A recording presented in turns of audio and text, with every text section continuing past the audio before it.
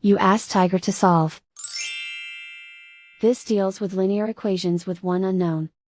The final result is x equals 2. Let's solve it step by step.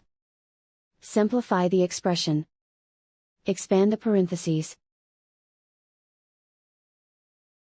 Simplify the arithmetic.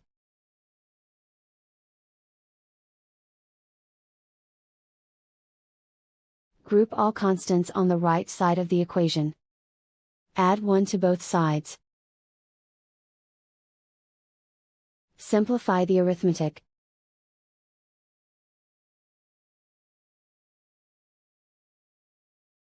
Isolate the x.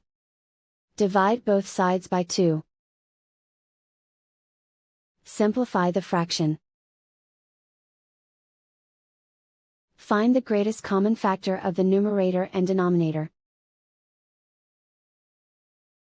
Factor out and cancel the greatest common factor. And so the final result is x equals 2.